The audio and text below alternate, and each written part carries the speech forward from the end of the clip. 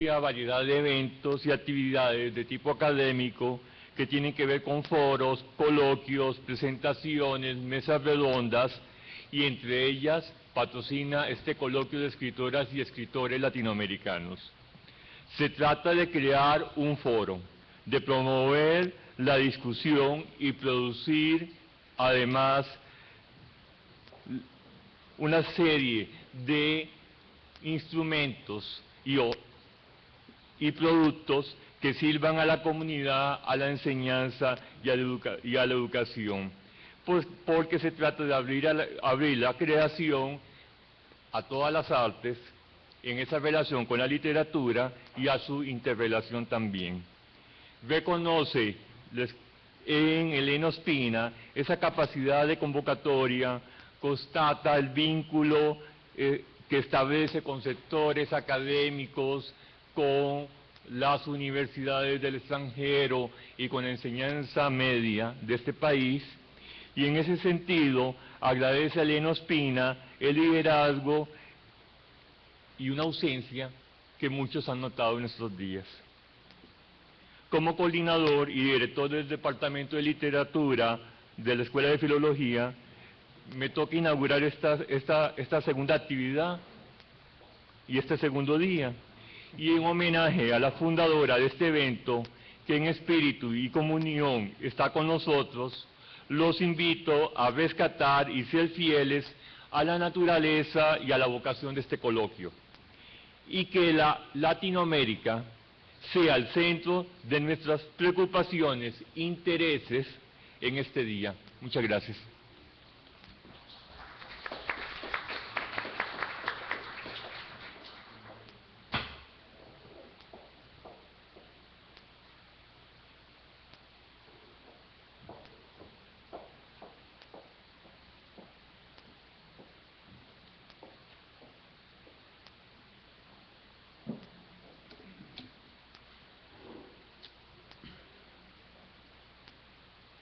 A continuación, tenemos la participación de Inger Engvist, quien presentará la lección inaugural titulada El sueño del Celta de Mario Vargas Llosa, una investigación multidisciplinar.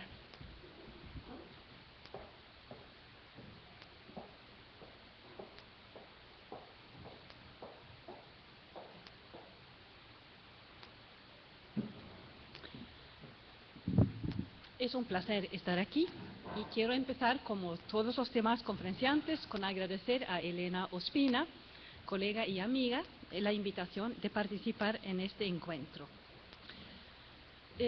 Mi tema es Vargas Llosa y llevo trabajando sobre Vargas Llosa desde los años 70, así que casi toda mi vida profesional he trabajado más o menos, bueno, no todo el tiempo, pero con Vargas Llosa. Y empecé a leer Conversación en la Catedral cuando era estudiante. Después escribí una tesina de máster sobre Vargas Llosa. Después escribí mi tesis doctoral en el 86 sobre Vargas Llosa y las técnicas narrativas. Después, al comienzo de los años 90, escribí un libro sobre las traducciones de las novelas de Vargas Llosa al inglés, francés y al sueco. Y este libro sobre las traducciones fue traducido, a su vez, al inglés. Y después, cuando le dieron el Nobel en 2010, participé en las celebraciones en Estocolmo, hice la entrevista oficial con él y retomé un poco el estudio sobre su obra. Y mi estudio hoy sobre el sueño del Celta se debe a que he admirado a Vargas Llosa, en muchas ocasiones lo he defendido, pero no me encuentro cómoda con las últimas novelas, y en particular la novela que publicó al poco tiempo, o más o menos al mismo tiempo que recibir el premio Nobel, no me convence, me produce cierto malestar. Así que he dedicado más o menos un año a intentar entender por qué me produce malestar esa novela. Y para empezar, lo que es muy obvio es que hay mucha agresividad en esta novela. Es una agresividad, podríamos decir, antioccidental. Es algo muy notable. Para poder hablar y entender mis puntos de vista, hay que recordar brevemente el contenido de la novela. Se trata de un británico llamado Roger Casement, así que es un material auténtico. Vivió a finales del siglo XIX, al comienzo del siglo XX. Llegó a ser famoso porque escribió 2 informes muy importantes sobre el maltrato de los indígenas, primero en el Congo y después en el Perú. Un maltrato en conexión con la recogida del caucho, más o menos durante la primera década del siglo XX.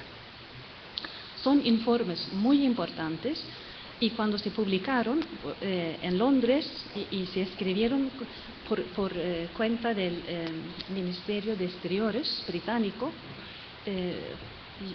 despertaron mucha indignación y ayudaron a cambiar la situación. Y Roger Casement fue pronunciado héroe de los derechos humanos. Pero esto solamente es la primera parte de su vida y de su actividad. Después pasó a ser nacionalista irlandés. Se hizo miembro de una organización que sigue existiendo, que se llama Sinn Féin, y que quiere conquistar la libertad de Irlanda por medio de las armas, por medio de cualquier método. Empezó a pronunciar discursos, a recoger dinero, y cuando empieza la Primera Guerra Mundial, Roger Casement está en los Estados Unidos recogiendo dinero para comprar armas para los independentistas. No vuelve a Gran Bretaña, sino va directamente a Alemania. Así que el enemigo de Gran Bretaña en la Primera Guerra Mundial se instala en Berlín o en las cercanías de Berlín, colabora con Alemania, escribe panfletos antibritánicos y en 1916 pide que un submarino alemán lo deje cerca de la costa irlandesa porque él quiere aliarse con los independentistas que van a hacer una sublevación armada contra Gran Bretaña. Esto es exactamente en los mismos momentos en que Flandes mueren 60.000 soldados británicos, muchos de ellos de origen irlandés, al mismo tiempo. Una de las batallas más sangrientas de la Primera Guerra Mundial. Lo apresan en Irlanda inmediatamente, lo llevan a Londres, hay un juicio y él mismo reivindica su traición. Dice que he traicionado y me siento muy orgulloso de haber traicionado a Gran Bretaña. Y es ejecutado, el primer británico en varios centenares de años. Así que este Roger Casement es a la vez un héroe y alguien bastante problemático, para decirlo de algún modo. Son como mínimo 2 personas. Y lo último que hay que saber para seguir el resto de la exposición es que durante el juicio en Londres, la policía hizo circular extractos de unos diarios escritos por Roger Casement. Y en estos extractos él se refiere a encuentros homosexuales con jóvenes, muy jóvenes, tanto en África como en Sudamérica, porque fue cónsul en Brasil, y contra dinero. Así que es una combinación de homosexualidad, de prostitución, de pederastia y algunas cosas más. Lo que se ha discutido es si estos diarios son auténticos o podrían ser algo falso, puesto en circulación. Y esto no se sabe. Hasta hoy no hay no se sabe. Caben las 2 posibilidades. Estas son las fuentes. Y empecé por mirar las fuentes. Leí todo lo que hay sobre Roger Casement, como héroe y como traidor, y sobre la cuestión de la posible homosexualidad. Y veo que Vargas Llosa ha utilizado las fuentes de manera muy normal, pero que ha elegido convertir a Casement de homosexual. Y ahí veo que vacila porque es muy pro-irlandés en el libro, pero en Irlanda la homosexualidad estaba prohibida, y así que Vargas Llosa decide convertir a su Casement en homosexual y reivindicar su homosexualidad. Esas son las fuentes. Lo que me interesó es que en el dorso del libro se dice que Casement fue un luchador anticolonial. Y esto no es exactamente la impresión que uno se lleva si uno lee los informes. Lo que es un defensor contra los abusos.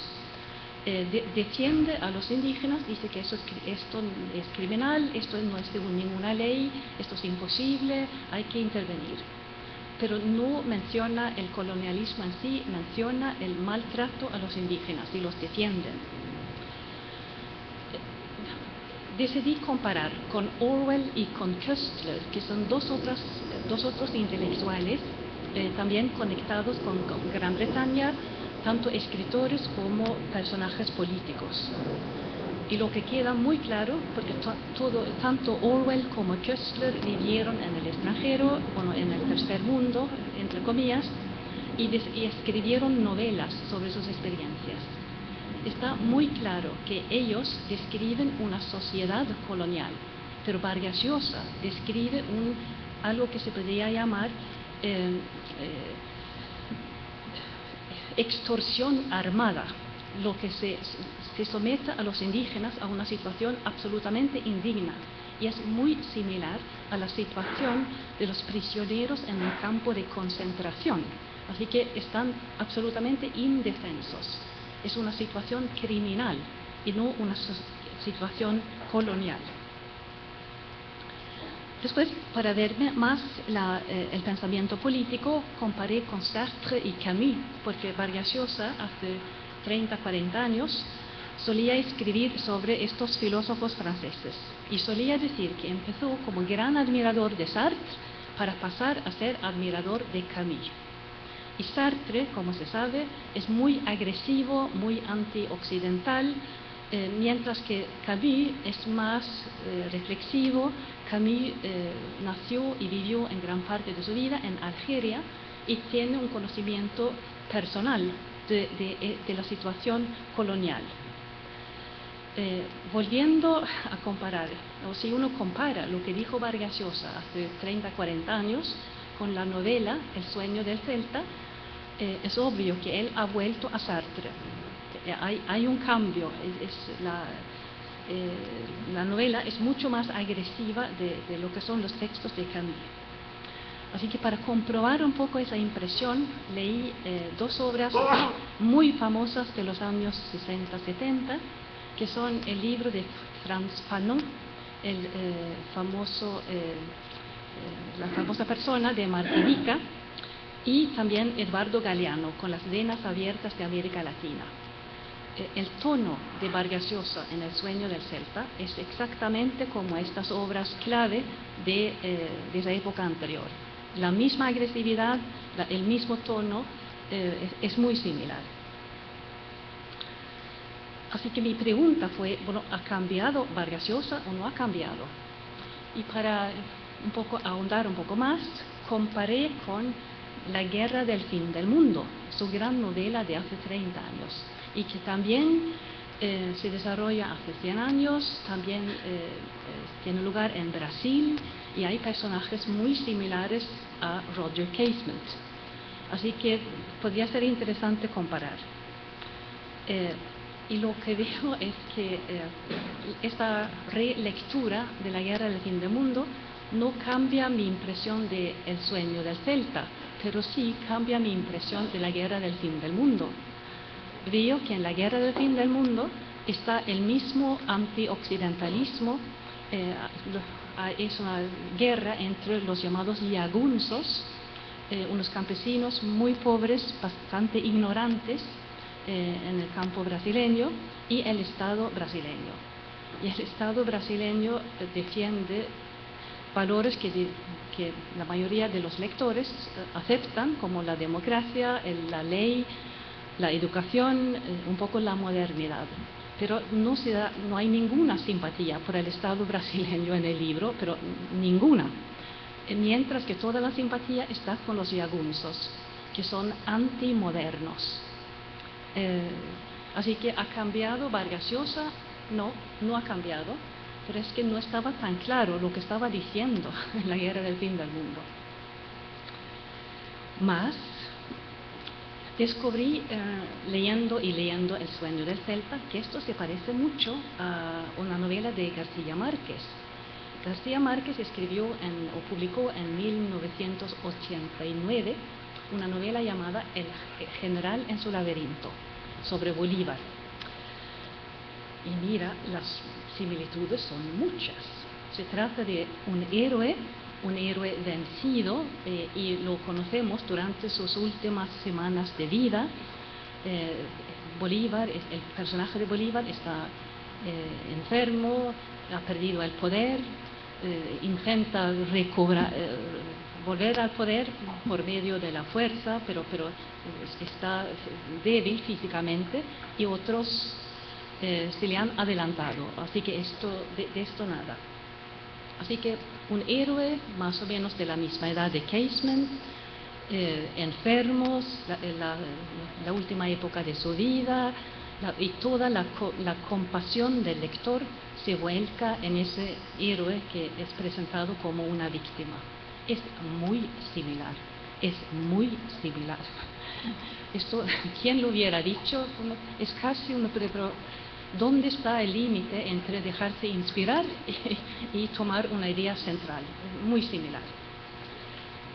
Y lo interesante es la manera de dirigir la simpatía del lector hacia algo que normalmente quizá no se admira tanto, como el uso de la violencia. Y podríamos decir que las dos novelas más bien mitifican a sus protagonistas. La moda hoy es desmitificar, pero en este caso se mitifica. Y hay algo muy moderno, es que en general ahora tenemos problemas con los héroes. No sabemos qué hacer, nos produce algo de desasosiego eso de los héroes. Pero un héroe vencido es a la vez héroe y víctima. Esto es más aceptable para la mentalidad moderna. Y son héroes vencidos.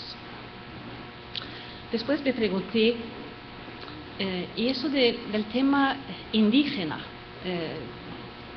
¿Es nuevo en Vargas Llosa o no? Y cuando uno vuelve la mirada hacia la totalidad de la producción de Vargas Llosa, se ve que no. Hay un personaje indígena ya en la ciudad de los perros, el cadete Cava. Después, en la Casa Verde, es muy importante el episodio sobre los indígenas en Santa María de Nieva, en la selva peruana. Y es muy, muy importante lo que se cuenta de un cacique llamado Jum, que es maltratado por unos blancos miserables que están intentando controlar el negocio del caucho. Estamos más o menos en la época del sueño del Celta. Y Vargas Llosa escribió la Casa Verde después de haber hecho un viaje a la selva, que también contó en un pequeño ensayo llamado Historia secreta de una novela.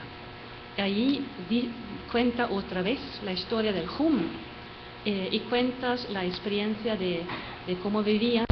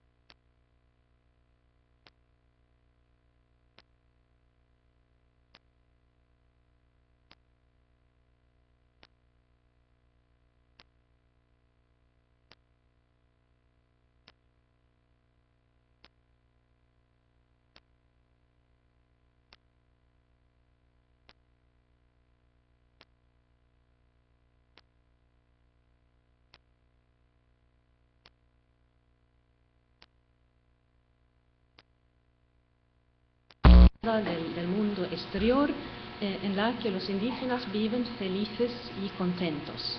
Y la mejor manera de ayudarlos es dejarlos en paz, más o menos. Y dice Vargas Llosa que esto no es posible ya, que esto no funciona y que ya ha desaparecido cuando Arguedas escribe las novelas. Gran sorpresa con el sueño del celta, porque ¿qué es lo que describe ahí? Bueno, Casement tiene un pensamiento muy similar a Arguedas, muy similar. Casement es una nueva forma humana para el mismo tipo de pensamiento. Así que lo que era malo en Historia secreta de una novela, lo que era algo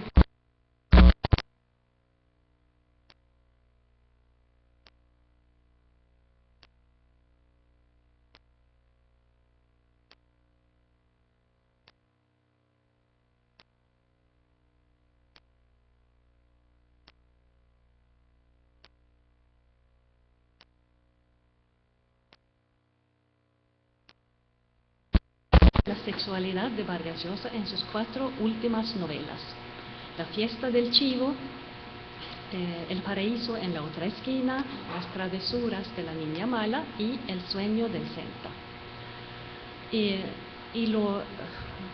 La novela para mí positiva en su tratamiento de la sexualidad es La fiesta del chivo, porque allí podríamos decir que el tema central de la novela es que el personaje Trujillo, y parece que esto corresponde a la realidad histórica, controla a sus colaboradores a través de sus mujeres. Exige poder acostarse con sus esposas y con sus hijas, pensando que así él es el supermacho latino, por un lado, y por otro lado, si sus colaboradores serán leales en todo. Eso es un poco el pensamiento. Y hay lo que llama Vargas Llosa un dato escondido en toda la novela, es que el personaje central, Urania, de mucho tiempo en el extranjero, y no quiere ni hablar con su padre, que es anciano y que está muriéndose. Y no se dice por qué no quiere hablar con su padre. Y en las últimas páginas de la novela nos enteramos de que el padre la entregó a una fiesta con el chivo, es decir, Trujillo, lo cual fue una violación directamente. Lo hizo con la muerte en el alma, pero con cobardía, podríamos decir. Y ella no ha perdonado a su padre y esto la ha traumatizado para el resto de su vida. Es decir, que en la fiesta del chivo, ese tipo de comportamiento, y sobre todo el comportamiento de un hombre mayor con una persona muy joven, queda condenado de manera absoluta. Hasta esta situación resulta en la novela una metáfora de toda la opresión política. Así que yo creo que puede decirse que Vargas Llosa hace una cosa absolutamente nueva en la tradición de la novela del dictador, la novela latinoamericana del dictador, porque convierte en la situación de la mujer en metáfora de la opresión política. Es una innovación, es muy importante, y es una modernización, una actualización, creo, del género, y eso es muy valioso. Pero, ¿qué pasa en las novelas que vienen después?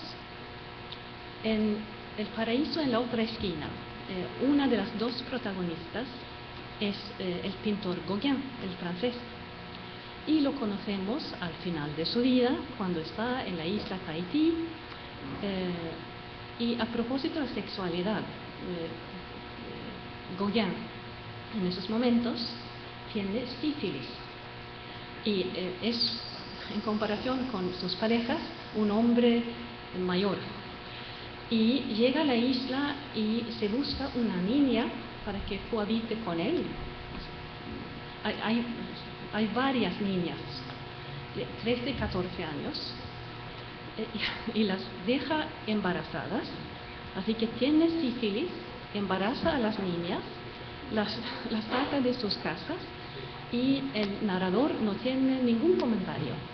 Además, hay un episodio homosexual al que vuelve Gauguin varias veces y más o menos, y se dice en varias ocasiones que ese tipo de vida sexual es una liberación de las trabas que suponía para él la vida civilizada. Así que él rechaza la civilización y entre lo que para él es civilización es cierto tipo de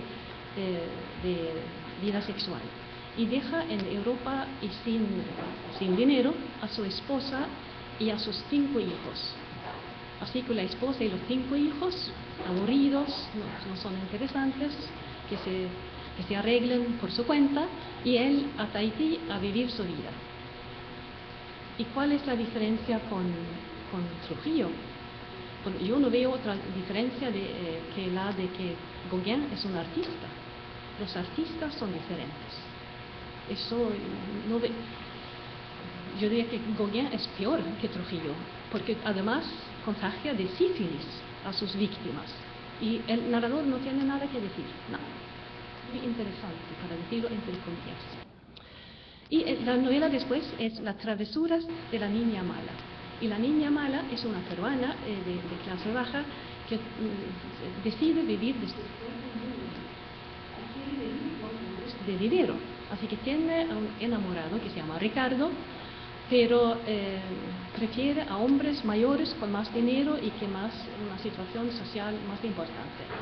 Y si uno de estos señores se revela, bueno, cambia de señor. Y va a ver a Ricardo solamente cuando no tiene dinero y cuando está enferma. Un lector habitual de varias cosas, pero ¿qué es esto? ¿Qué es esto? Es una prostituta de lujo, podríamos decir, que no es una chica pobre que no puede sobrevivir de otra manera, es una señora que decide vivir de esta manera porque a ella le gusta, punto, lo reivindica. Una cosa es el personaje, pero otra es la situación o la reacción del narrador. El narrador no tiene nada que decir, le parece normal. Y lo interesante es el título. Esto se llama Las travesuras de la niña mala. Esas son travesuras. Ella engaña a los señores, los miente, roba su dinero, entre robo, engaño y alguna cosa más. La prostitución, bueno, es una travesura. Pero, signo de interrogación. Y llegamos a El sueño del Celta. Y allí tenemos a un señor al que se dice que es admirable, y se dice esto de dos maneras, porque las técnicas narrativas de la novela nos invitan a sentir simpatía por Casement, porque todo se ve a través de su perspectiva y las perspectivas de otras personas sobre lo que hace o no hace están ausentes, así que toda nuestra simpatía está con él. Además, Vargas Llosa añade un epílogo y en este epílogo dice una y otra vez que Casement es admirable. Entonces, a propósito de la sexualidad, lo que fue absolutamente condenado en la fiesta del chivo, después es aceptable y admirable en las 3 novelas que siguen. Hay aquí como mínimo un signo de interrogación. ¿Qué es lo que quiere decir? Y lo interesante a propósito del caso de Casement es que él hubiera podido escribir la historia de Casement y dejar de lado lo de la homosexualidad, porque no se sabe, no está, pero Vargas Llosa ha querido tener un protagonista homosexual, así que lo reivindica, y además esto le produce problemas cuando su situación pro-irlandés, pero hay una serie de contradicciones, pero obviamente Vargas Llosa ha temido tener ese héroe. Y llegamos al último estudio parcial, que es sobre los epílogos. otra vez más, el epílogo, si hablamos de técnicas literarias, el epílogo de El sueño del Celta es de lo más curioso. El que un autor escriba dentro de la novela cuál es su propia opinión sobre su propio protagonista, es lo nunca visto. Eso está prohibidísimo. No hay ningún ejemplo de un gran escritor que hace esto, porque se supone que el novelista pone en la novela lo que él quiere indicar al lector, para que el lector interprete la obra. Pero aquí, en el epílogo, Vargas Llosa vuelve a su actitud anti-británica, vuelve a elogiar, yo creo que reivindicar por lo menos la homosexualidad de Casement, y añade que Casement se convirtió más tarde en héroe del independentismo irlandés. La única justificación técnica para poner un epílogo es que, ya que Vargas Llosa nos entrega el texto a través de la mente de Casement, no puede contarnos que Casement, 50 años después de su muerte, fue declarado héroe irlandés. Entonces, no se puede. Entonces, ha tenido un problema técnico para decirnos que parece un héroe vencido porque es ejecutado, pero en realidad es un héroe. Entonces añade en el epílogo, en su nombre propio, que después fue declarado héroe y que hubo una ceremonia en Dublín y que está en el panteón de los héroes de la independencia irlandesa. Así que más héroe de Casement imposible, y no menciona a Alemania, no menciona a que varios amigos de Casement dijo que tenía un problema psíquico al final de su vida, nada. Entonces es una simplificación. Bueno, a propósito del epílogo, empecé a mirar las otras novelas de Vargas Llosa para preguntarme si había más epílogos, y es notable, casi todas las novelas de Vargas Llosa tienen un tipo de epílogo, pero narrativo, incluido en la narración. Y hay varios modelos pero no hay ningún epílogo en el cual el autor hable en su propio nombre sobre su propio protagonista. Es una innovación, sí. Es una innovación discutible, diría yo. Es algo inédito, no solamente en la obra de Vargas Llosa, sino en la novelística, podemos decir, seria. Así que es un autor antioccidental, con una simpatía para la homosexualidad, y es un autor súper romántico en esa novela, porque eso de los héroes vencidos, muertos, eso es súper romántico. Entonces, y para terminar, ¿cuál es la idea, cuál es la imagen que da Vargas Llosa en la prensa? Otra vez, un pro-occidental, un liberal, un moderno, un democrático y anti el uso de la violencia. Y esta novela acepta la violencia, acepta maneras no modernas, no democráticas de organizar grupos humanos. Y para terminar, en su discurso de Nobel hay un pasaje en el cual habla de lo negativo que son los nacionalismos regionales. Y todo el mundo, en Europa pensó en Cataluña.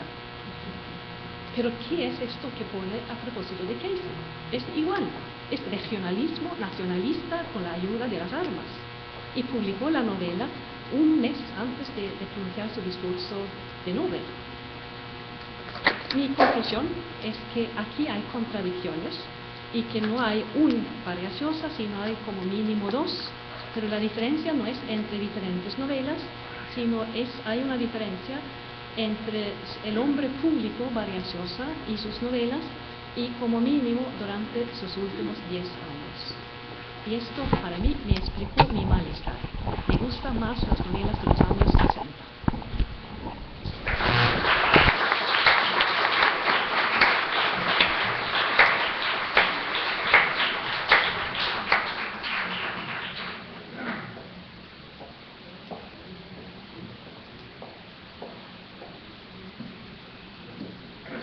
Para cerrar este acto de apertura, el presidente de la mesa, Jorge Mario Cabrera, hará lectura de las palabras de Elena Ospina Garcés sobre el sexto coloquio Escritoras y Escritores Latinoamericanos.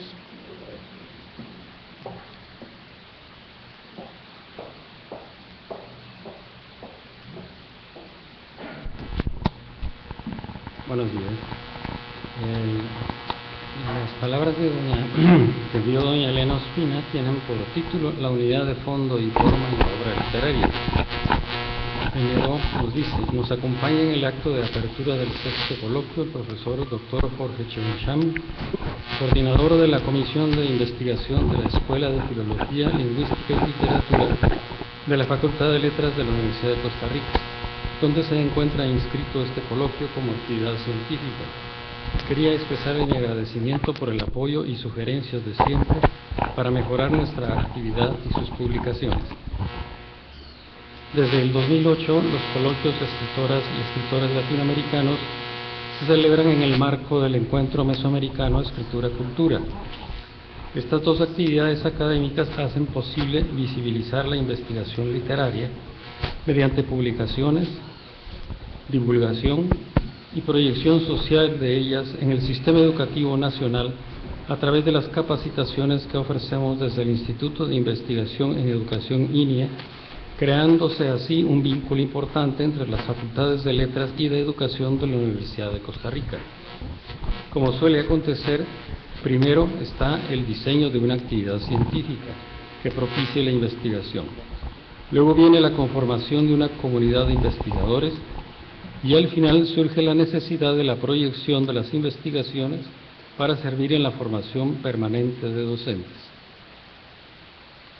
Los coloquios han venido a ser el cauce para que el quehacer investigativo se transforme en artículo científico, que se publique en las colecciones Escritores Latinoamericanos, Estudio y Comentarios, Leo, Pienso, Opino, y en la de más reciente creación, la colección de literatura universal, con el fin de asegurar la permanencia, divulgación y proyección institucional de ellas. Este año se publica el volumen 19 de la colección de escritores latinoamericanos con las investigaciones de Fabiana Inés Varela y Dolly Sales del Centro de Estudios Literarios de Mendoza, CELIN, de la Universidad Nacional de Cuyo, Argentina, sobre Joaquín Gutiérrez Mangel y Marco de Nevi. Los coloquios, año tras año, van dando a conocer los resultados de estas investigaciones, favoreciendo la presencia de los investigadores en diálogo con los docentes que asisten regularmente a nuestras capacitaciones. Esta actividad tiene un carácter interinstitucional, creando estrategias de servicio entre la Universidad de Costa Rica y el Ministerio de Educación Pública, y un carácter interdisciplinario, gracias a su enfoque personalista, la centralidad de la persona en la creación y en la crítica literaria, que vertebra dimensiones antropológicas, socioculturales, éticas, estéticas, pedagógicas y didácticas. Investigar ha de ser la capacidad no solo de acumular datos y descubrimientos de interés, sino de saber transformarlos en conocimiento. Podríamos decir que la generación de conocimientos de esta actividad de la Escuela de Filología, Lingüística y Literatura está colocando a la UCR como referente de un tipo de investigación innovadora, al abordar el estudio y comentario de la obra literaria desde una perspectiva integral y unitaria, que permite descubrir los valores inherentes a la persona humana y afirmar la unidad entre significado y sentido que caracteriza la obra de arte. En estas actividades de los encuentros y de los coloquios, los estudios críticos van abordando las poéticas mesoamericanas, latinoamericanas, hispanoamericanas y universales. En las poéticas mesoamericanas se estudiarán obras de Jorge de Bravo, Julieta Dobles, Fernando Durán Ayanegui, Carlos Luis Fallas, Tatiana Lobo, Yolanda Oreamuno, Ana Luisa Anza, Elena Garro y Juan Rulfo. En las latinoamericanas las obras de Jorge Luis Borges, Julio Cortázar, Horacio Quiroga, Álvaro Mutis y Mario Vargas Llosa. Y en las poéticas universales las de Flannery O'Connor. Los estudios críticos también abordan las obras literarias en lenguas modernas y clásicas del Plan de Estudios del Ministerio de Educación. Para este año tendremos en lengua alemana a Cornelia Funke y Hoffmann, en lengua francesa a Molière, en lengua inglesa a Whitman, en lengua italiana a Francisco D'Adamo y en lengua rusa a Bela Ahmadulina. En lenguas clásicas tendremos las investigaciones sobre la mujer en la tragedia ateniense y la identidad y alteridad en el teatro griego de Eurípides. Las experiencias creativas de traducción estarán a cargo de la mexicana Rosario Atiel Lambarri y de la colombiana Cecilia Castrolí. En lenguaje y comunicación, gracias al acuerdo de colaboración suscrito entre la Universidad de Costa Rica y la Pontificia Universidad de la Santa Cruz de Roma, por tercer año consecutivo contamos con un profesor visitante. Este año nos acompaña el doctor Jorge Milán, quien impartirá la conferencia sobre la televisión pública y su misión de promover la cultura y la identidad nacional, y dictará 2 cursos en los programas de maestría y grado en comunicación de la Facultad de Ciencias Sociales de la Universidad de Costa Rica sobre el vídeo institucional y corporativo y tendencias y estrategias narrativas en las series de televisión. En el espacio En diálogo con las academias de la lengua, la presidenta de la Academia Costarricense de la Lengua, doña Estrellita Cartín de Gayer, nos hablará de la conmemoración del 90 aniversario de la Academia, celebrado a inicios de mes. Bogdan Piotrowski, de la Academia Colombiana, hablará sobre los poetas de la Academia. Jorge Chen, de la Academia Nicaragüense y Norteamericana de la Lengua Española, y Gustavo González Villanueva, de la Academia Dominicana, se referirán al poemario Esperaba la tarde. En la última jornada, los docentes contarán con el taller de creatividad que impartirá la doctora Esther Sestelo Longueira.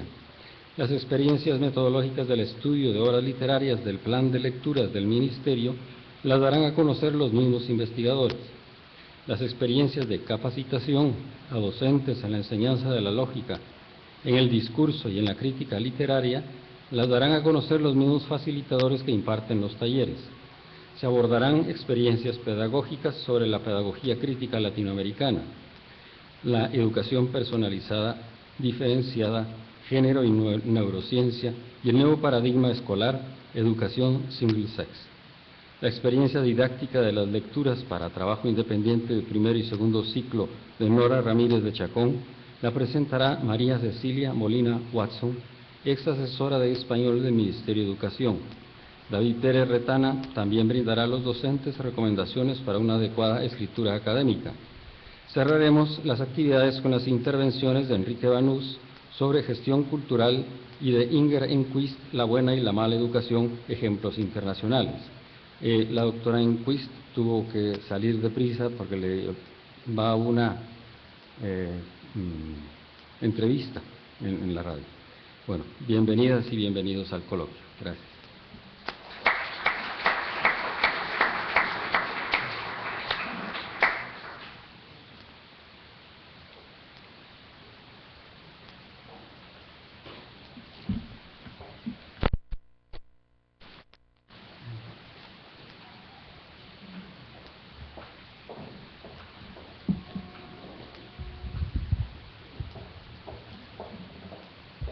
Entonces, agradecemos la presencia del doctor Jorge Chen Sham y pedimos que aquí venga a la mesa o al podio Jorge Milán.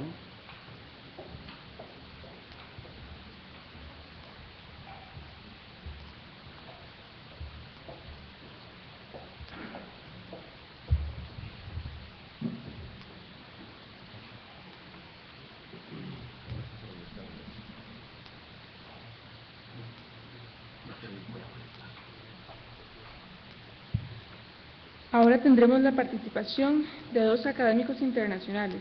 En primer lugar, Jorge Milán, de la Universidad de la Santa Cruz, Roma, quien dará la conferencia titulada La televisión pública y su misión de promover la cultura y la identidad nacional.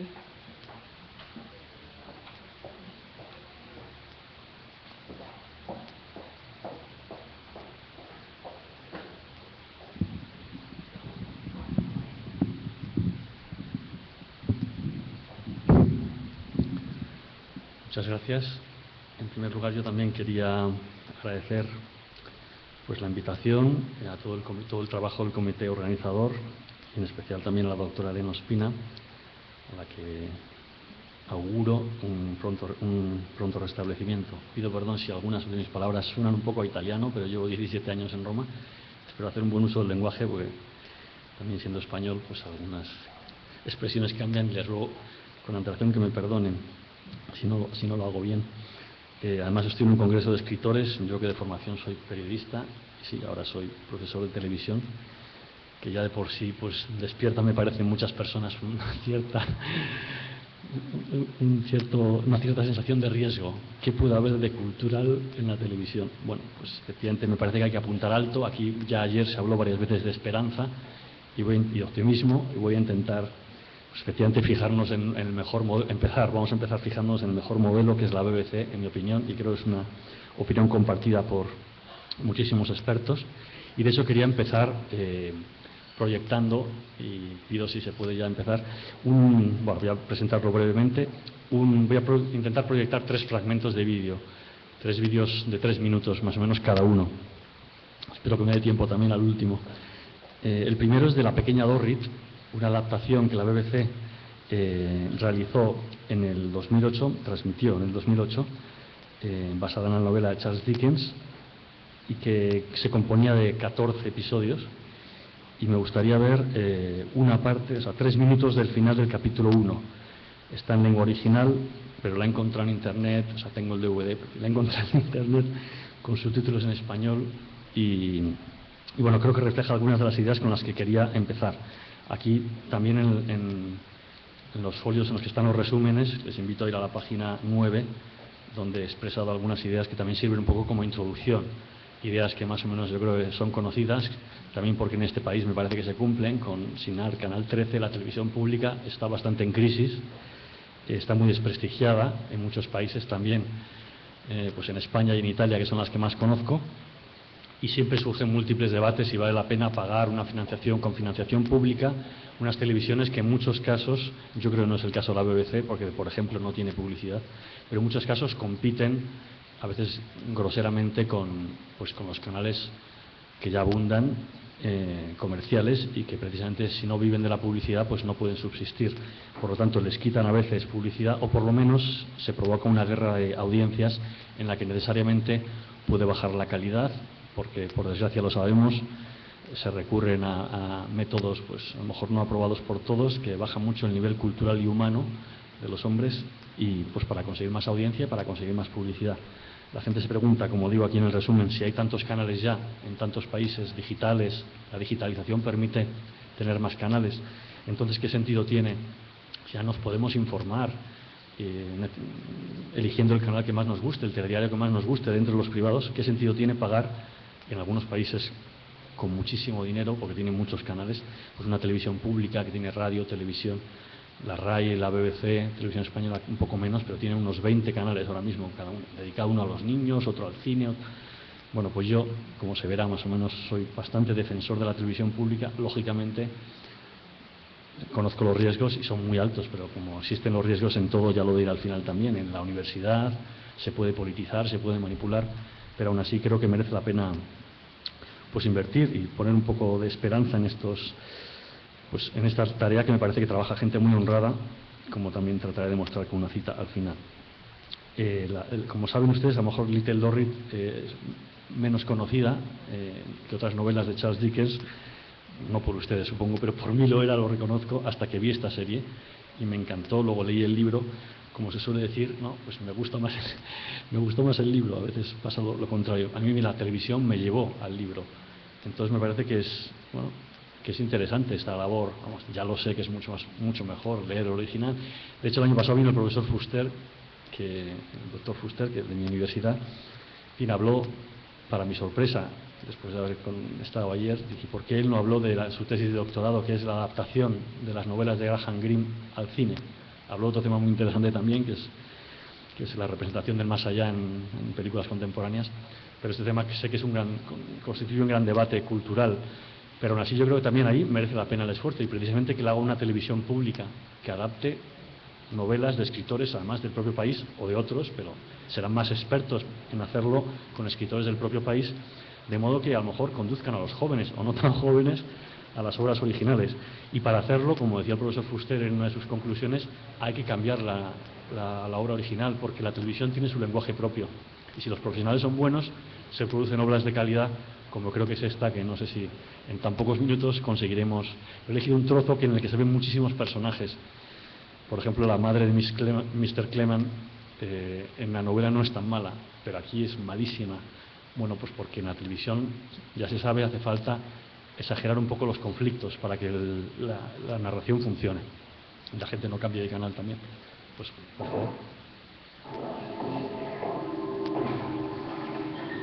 Downstairs there is a wooden box containing legal documents and other papers.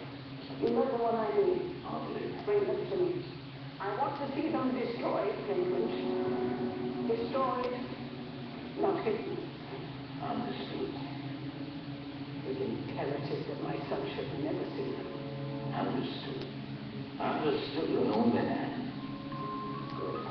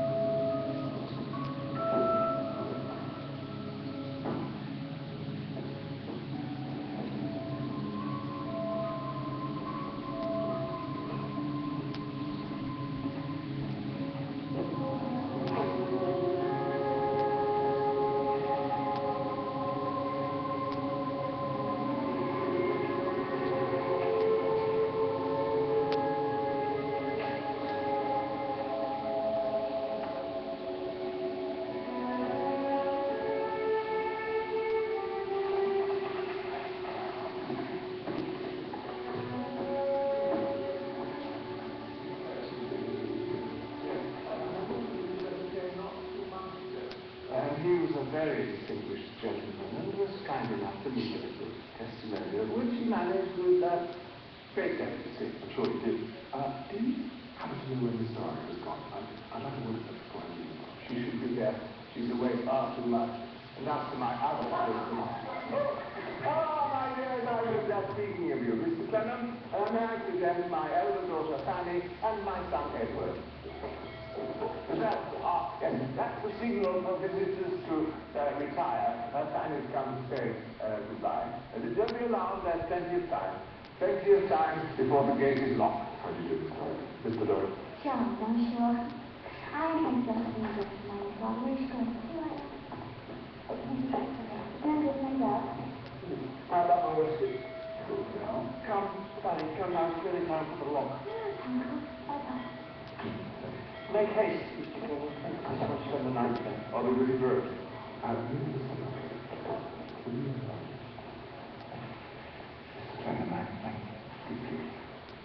Please, start saying that you must come and visit us again. Hear me? We shall send away.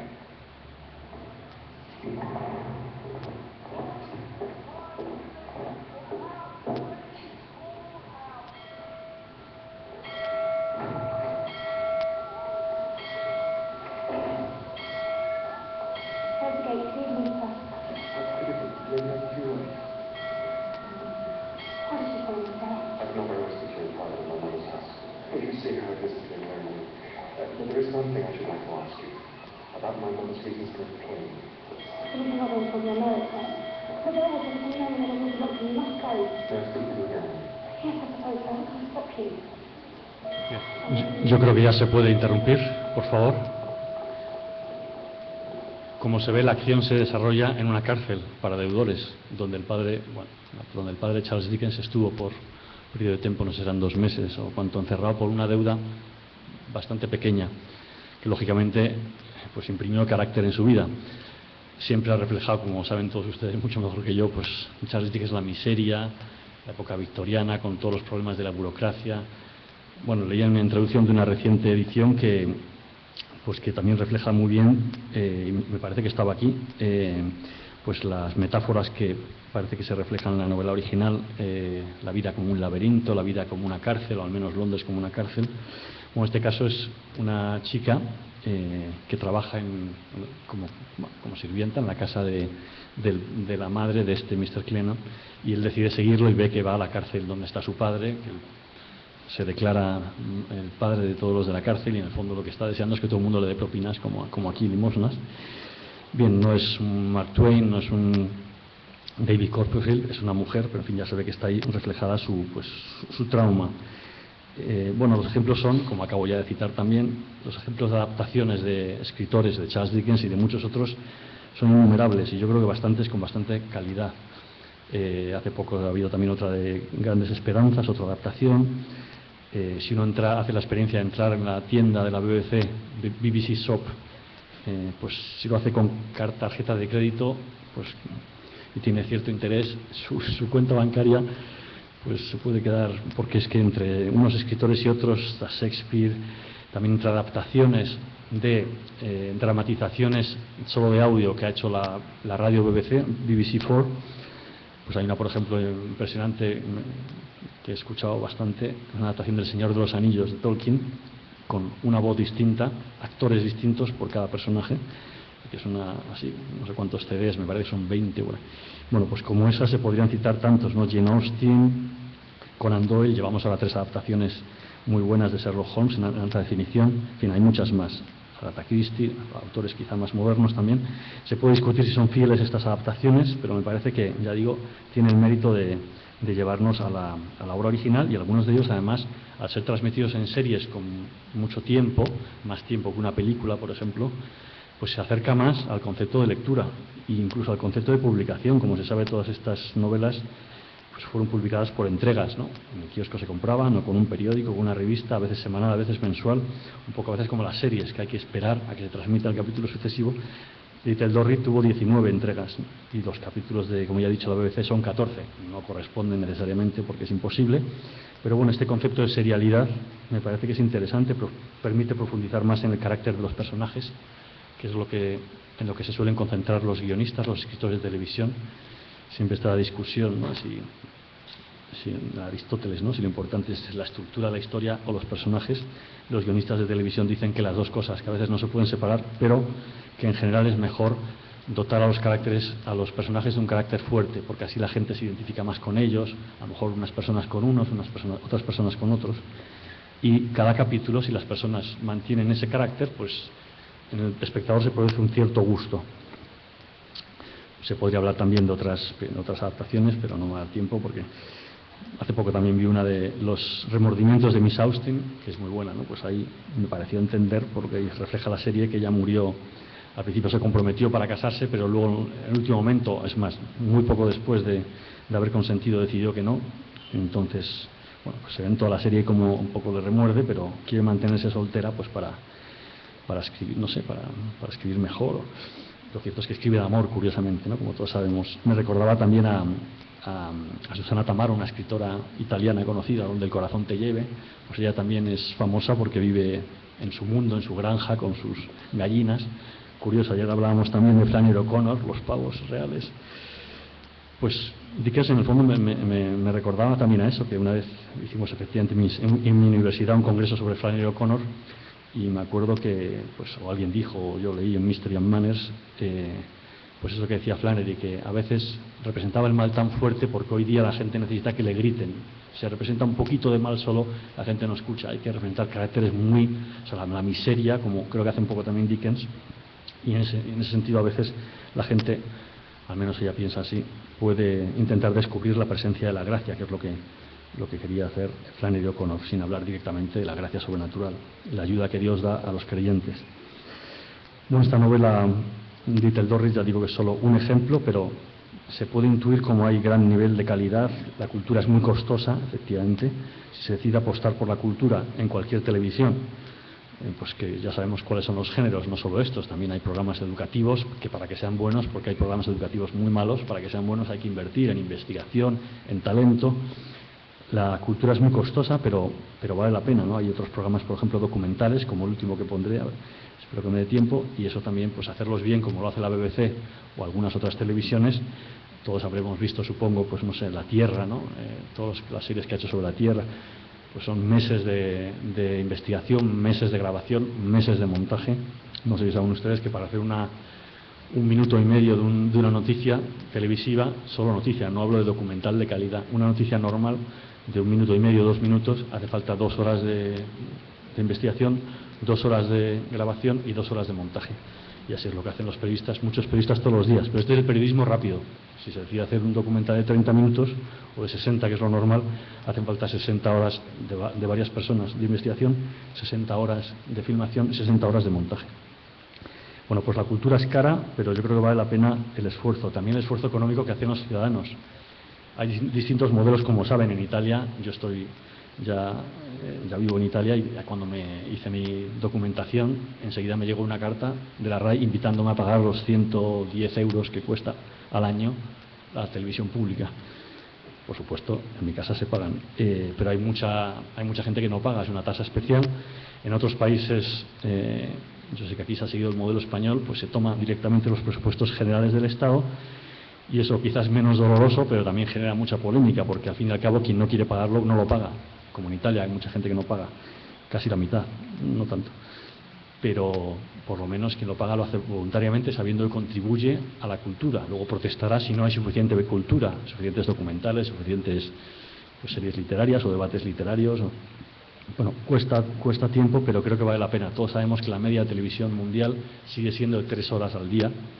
Repito, 3 horas, más de 3 horas. En Inglaterra, como han hecho este sistema ahora, del que luego hablaré, las nuevas tecnologías les han llevado a poner a disposición del público todo este archivo, este tesoro que tienen, y se puede ver a través de players dentro de las fronteras, y entonces eso ha hecho que suba, considerando también las nuevas tecnologías, las tabletas, pues la media de televisión al día ha subido a 4 horas y pocos minutos. O sea que la gente dice, ¿está bajando con Internet? Depende en qué países, pero aunque consideremos y dejemos aparte las grabaciones que la gente hace, las descargas ilegales, la media mundial, incluidos todos los continentes, considerando solo la gente mayor de 4 años, sigue siendo más de 3 horas al día. Por lo tanto, creo que vale la pena. Por supuesto, habrá que promover la lectura de libros, claro que sí, pero desde luego todos los esfuerzos que se hagan en llevar de un modo, con el lenguaje propio de la televisión, la cultura a la pequeña pantalla, creo que vale la pena. En Italia, ya digo, el modelo no es precisamente el de la BBC. De hecho, tienen un programa que se llama Esto no es la BBC, Questo non è la BBC, para que se vea el trauma que tienen. Está mucho más politizada todavía. La BBC tiene un sistema de control muy bueno. A mí me contaron, no sé si es verdad, creo que me lo contaron en Taiwán, porque en Taiwán están siguiendo, estuve el verano pasado, y entrevisté a varias personas de la televisión pública, y alguien me contó, bueno, pues que en Taiwán se cuenta que una persona del gobierno llamó a la televisión para protestar, y entonces el responsable, para protestar y para pedir una rectificación, y decir, no solo vamos a hacerla, sino que como insista, voy a transmitir esto por la televisión. Y desde entonces no volví a llamar a nadie más. A lo mejor no es verdad, porque es difícil no someterse al control de quien te da el dinero, pero como es un contrato, por así decirlo, independiente de los presupuestos generales del Estado, y cuando se cumplan los años, pues lo renovamos o no, pues eso permite quizá tener una cierta independencia. No me voy a meter aquí en este debate también público, político, porque, por ejemplo, una opción sería no transmitir telediarios y centrarse solo en documentales, y eso a lo mejor quitaría mucha polémica, porque sé que aquí también la hay, ¿no? Pero bueno, en Italia digo que no es un modelo, pero sí, yo lo que quería animar también en esta llamada a la esperanza, al optimismo, aprovechar los huecos que hay bastantes, y aprovecharlos pues invirtiendo. Efectivamente, a veces no siempre se encuentra un talento como el segundo clip que vamos a ver, que es Roberto Benigni, que bueno, es un actor muy famoso de La Vita Bella, una película. Bueno, pues él desde hace tiempo está haciendo una lectura de Dante, de la Divina Comedia, de la que no sé si han oído hablar. He encontrado también en internet una que tiene subtítulos en español, en inglés y en español, pues que ya pido perdón, no se ve muy bien, y estaba yo ahí intentando que no saliera el sol, pero si ha salido ya se va a ver menos todavía. Pero bueno, para que vean cómo empieza como un espectáculo. De hecho, está filmado, este no es de los primeros, causó un poco de escándalo toda esta serie, que son varios, él va leyendo por cantos.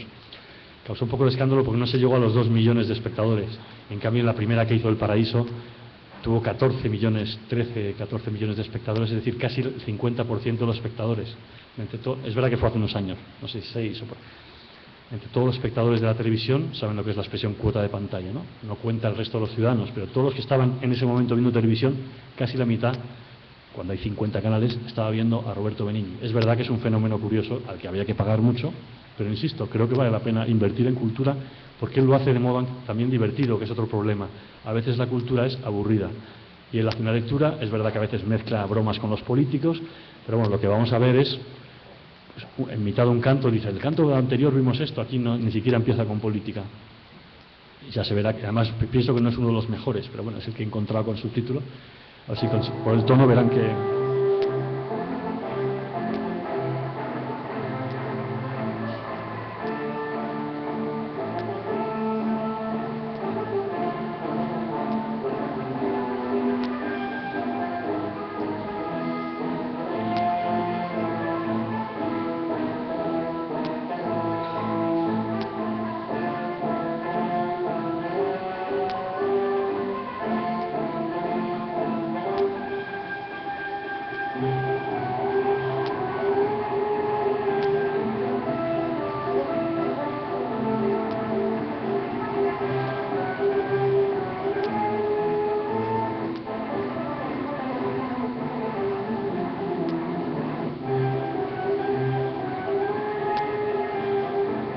No se le ve mucho, pero está bailando. Siempre empieza así los programas y la gente le entusiasma.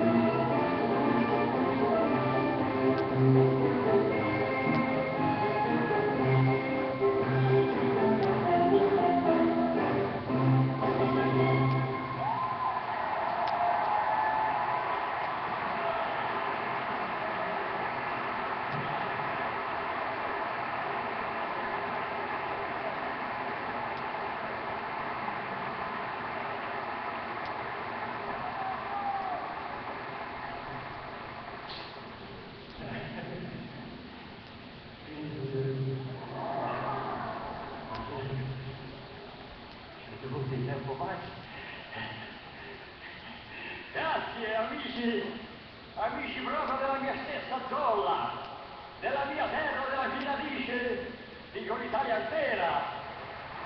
Che pensa ora?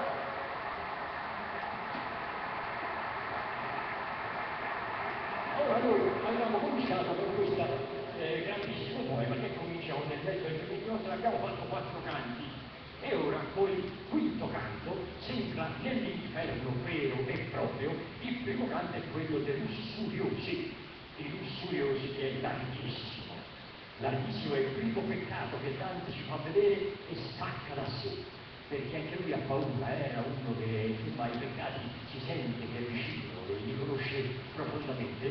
Ed entra, io adesso ve ne faccio una, si parte dall'inizio piano piano e si arriva alla fine. Lui era nel primo cerchio ed è uscito con suicidio dal limbo, avendo visitato gli spiriti umani, ancora non ha parlato con nessuno, ancora lo stile un po' deve insomma, diciamo, il poeta diventare sempre più bravo, no? Ecco, e dice, e scendono dal limbo, e dice, così discesi del cerchio primario giù nel secondo, e il secondo cerchio, il primo è il limbo, ce li fa vedere tutti, è un viaggio che poi nos aspetta la puntata dopo. Sentite in che profondità dell'essere arriva quest'uomo, come conosce chi siamo. Così discesi del cerchio primario, giù nel secondo, che men loco cinghia, e tanto più dolor che punge a guaio. A parte la bellezza sempre delle versine, ancora sulle prime, piano piano lo stile cambia, ci dice che scende nel secondo cerchio, che è più stretto. Ya podemos cortar, muchas gracias. Bueno, estos programas duran 2 horas. 2 horas. Y cuando se habla de ascolto medio en Italia, bueno, también en otros países, ¿no? Es decir, audiencia media, saben que se hace una media, es como, siempre pongo el ejemplo de los partidos de fútbol. Si la primera parte de un partido de fútbol la han visto 4 millones de personas y la segunda la han visto 2, el ascolto medio, la escucha media es de 3, ¿vale? Bueno, pues imagínense, polémica porque no ha llegado a 2 millones de escucha media contando todos los episodios de 2 horas, no me acuerdo cuántos hace, si las réplicas, no sé cómo se dice, las reposiciones de estos programas también consiguen bastante audiencia. Y esto se suele poner en el prime time, es decir, en el periodo de tiempo, gracias a eso tiene bastantes espectadores, en el periodo de tiempo de la hora de la cena, más o menos, que es cuando más gente se encuentra delante de la pequeña pantalla. Bueno, ¿por qué funciona? Primero porque es él, evidentemente. Hay otros artistas que también han conseguido grandes audiencias y no hablan precisamente de cultura. Pero bueno, creo que si él pide lo mismo que cuesta, pues es lo que él pide para él y para su equipo, y lo que se gasta también en el decorado, que esa es la plaza de Florencia, la plaza central, lo que se gasta en el decorado entre él, su equipo, es lo mismo que un partido de fútbol bueno, digamos así, ¿no? Pues lo más o menos lo que cuesta, 300.000, 400.000 dólares, pues yo creo que vale la pena. Quizá en algunos países lo de la televisión pública es más pequeña, quizá no, pero en Italia creo que vale la pena invertir. Ya digo, mi mensaje, no sé, sería aprovechar los huecos que en cada país la televisión pública da, pero yo desde luego no cerraría la posibilidad de transmitir el poco tiempo de arte, cultura que se pueda transmitir. No es fácil, yo sé que se va a hacer en este encuentro, pues describir la palabra cultura. Yo traigo aquí con la que funciona la televisión. Siempre ha habido también un debate entre cultura alta y cultura baja. Si la televisión pública tiene solo que transmitir programas de teatro, conciertos de música clásica, que son, como por así decirlo, cultura alta. Creo que hay un gran margen donde hay una cultura media, como las adaptaciones de novelas que hemos visto, o incluso a veces como pues la creación de una serie de televisión donde se crea un mundo posible que quizá no está basada en ninguna obra literaria, pero sí cumple unas reglas poéticas siguiendo Aristóteles, y se respeta la dignidad humana, y hay pues una cierta purificación de los sentidos cuando el mal es vencido por el héroe, estas cosas, o el héroe vence sus temores. Pues creo que se pueden crear mundos posibles muy interesantes y hacer un universo verosímil, siempre, ya digo, que se cumplan estas características que no siempre se cumplen. Hoy ahora hablamos de Vargas Llosa, y me acordaba que en el congreso del año pasado que hicimos sobre la figura del padre, mi universidad, la figura del padre en las series televisivas, uno de los ponentes, no he tenido oportunidad de comprobarlo, y no sé si la doctora English va a volver para decírselo, decía que la serie The Wire, que es muy famosa, en mi opinión exageradamente alabada, es un poco también, no sé, presenta una moral un poco discutible, mundo de policías. Pues decía que esa serie, decía Vargas Llosa, me parece una entrevista, es como Dickens pero en Baltimore. Bueno, pues es una serie absolutamente inventada. Yo creo que hay lugar también para una cultura media donde la gente aprende a seguir unos personajes, a seguir una historia. Leo, la tienen ahí también en el Astra, la descripción que hace la BBC de las finalidades que tienen los purpose, ¿no? Los objetivos que se presentan para, por así decirlo, invertir bien el dinero público. Dice, pues sostener a los ciudadanos y la sociedad civil. Pues no voy a entrar aquí, pero me parece que es una función interesante de la televisión pública, aunque es la más peligrosa. Tienen que estar informados para que sepan participar en la democracia, en la vida política. Promover la educación y el aprendizaje. Estimular la creatividad y la excelencia cultural. Representar la propia nación, las regiones y las comunidades. Llevar el país al mundo y el mundo al propio país. Ayudar a entregar los beneficios de la cultura emergente en tecnologías y servicios. Pueden ser también la televisión pública una punta de lanza para abrir camino en la aplicación de las nuevas tecnologías, si se hacen las consiguientes inversiones. Bueno, pues esos son los objetivos que también, por ejemplo, ha seguido la televisión de Taiwán, la televisión pública de Taiwán. Sabemos que es un país, algunos sostienen que es un país, otros no, curioso, algunos países han roto las relaciones diplomáticas con ellos y en cambio las han tomado con China continental. El Vaticano, en cambio, está en Roma, pues sí que tiene relaciones diplomáticas con ellos. Yo no sé, he estado ahí 3 meses, me parece que no es suficiente para juzgar, porque sobre todo en Hong Kong he estado muy pocos días y en el resto del continente nada. No puedo juzgar si es un país distinto. Lo cierto es que han desarrollado una televisión pública que se llama PTS, Public Television Service, que está siguiendo el modelo británico, y que es un concepto que también se está extendiendo entre la bibliografía de los académicos, ¿no? Hay que abandonar el modelo de televisión pública estatal, por ejemplo, televisión española, televisión italiana, y acercarse a este Public Television Service, que está caracterizado no solo por liderar las nuevas tecnologías, sino por integrarlas de forma que el público tenga más protagonismo, mucho más, ya que paga, no necesariamente a través de un canon anual, o sea, una tasa anual voluntaria, voluntaria medio obligatoria, que va al banco y lo hace, pero eso crea una cierta responsabilidad. En cualquier caso, darles mayor protagonismo, porque la tecnología permite esta interactividad, que no solo sea el gobierno quien dice lo que tienen que hacer, sino que el público sea quien guíe también la programación, también porque ofrecen varios canales. Bueno, pues para desarrollar este concepto nuevo de Public Television Service, pues Taiwán, que tiene también, lo digo en comparación con Canal 13, tiene muy poca audiencia, han nacido en 1998 y yo entrevistaba allí a bastantes de los directivos y conviven. Me ha sorprendido porque en España, en cuanto llega un gobierno, manda a los pasillos a todos los periodistas, fundamentalmente. Técnicos a lo mejor se quedan, pero bueno, porque está muy politizado. En cambio allí yo les he entrevistado y algunos que sabía que eran de los partidos opuestos seguían mandando en su cargo. Bien, pues ahí también están siguiendo, ya digo, ese modelo y fundamentalmente, además de que tienen series también muy buenas, en mi opinión, pues documentales estupendos en los que sobre todo promocionan la diversidad cultural, que es otro concepto pues que no he leído. Antes leo el de la definición que hace la UNESCO de cultura, que me parece que es bastante utilizada en el mundo de la televisión. Conjunto de tratos distintivos, espirituales y materiales, rasgos distintivos, espirituales y materiales, intelectuales y afectivos, que caracterizan una sociedad o un grupo social y engloba, aparte de las artes y las letras, los modos de vida, los derechos fundamentales del ser humano, los sistemas de valores, las tradiciones y las creencias. Pues PTS también, el de Taiwán, seguía por esta descripción y por otras adicionales que ha hecho la UNESCO hablando de diversidad cultural. Entonces ha hecho varios documentales que tienen premios internacionales, que son los que yo he visto, los que tienen subtítulos en inglés, si no, no podría entenderlos, pero son varios, y ya digo, son premios internacionales, que el nivel no es tan bueno como la BBC, a pesar de estar ya transmitidos en alta definición. Yo he traído uno que no es alta definición, pero en fin, aquí tampoco se va a ver. Pero en fin, en este caso, pues simplemente entrevistan a uno de los miembros de la tribu Tao, que es una raza que es más o menos la mitad de la isla, que se titula de los espíritus de Orchid Island, que es una isla en el sureste de Taiwán, donde la mitad de la gente pertenece a esta raza. Y bueno, en el fondo es una llamada también a la ecología, porque han puesto un depósito de residuos radiactivos y que está destruyendo la belleza, que Taiwán es muy bonita, igual mismo que este país también, ¿no? La naturaleza es preciosa. Entonces se fijan en este protagonista, que es uno de los miembros, y junto con, bueno, ya se verá, no sé si se verá, animales, la riqueza floral del mar. Hacen un programa mezcla interesante, yo creo, de interés naturalístico, humano y un poquito crítica social, ¿no? Bueno, si podemos poner este trocito, ya 3 minutos para terminar. Y acabo ya luego con una cita y ya está.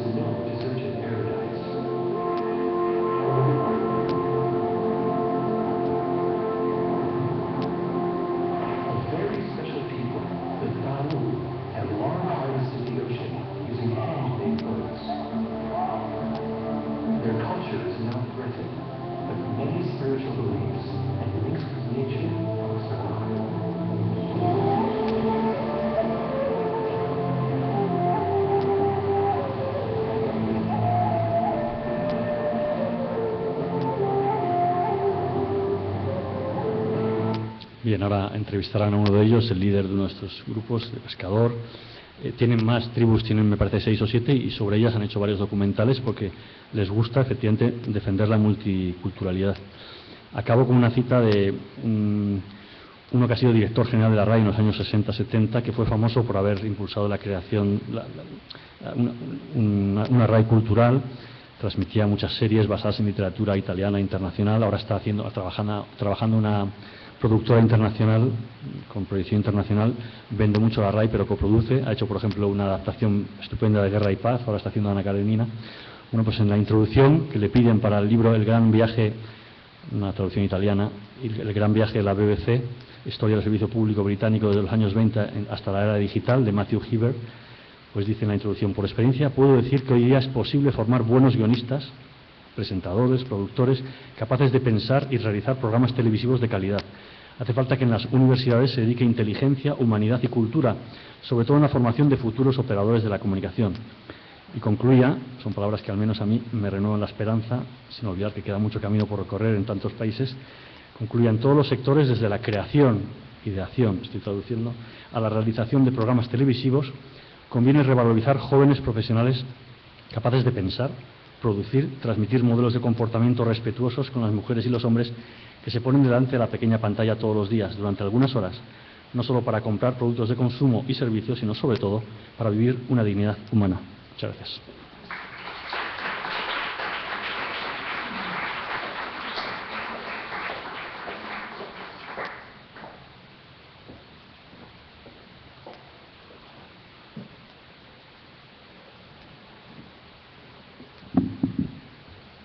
En segundo lugar, Enrique Banús, de la Universidad Internacional de Cataluña, presentará la conferencia sobre cuentos de Hoffmann.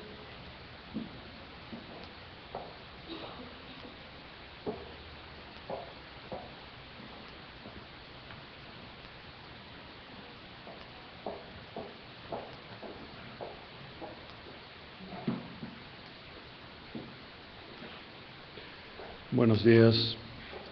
El mundo está lleno de paradojas.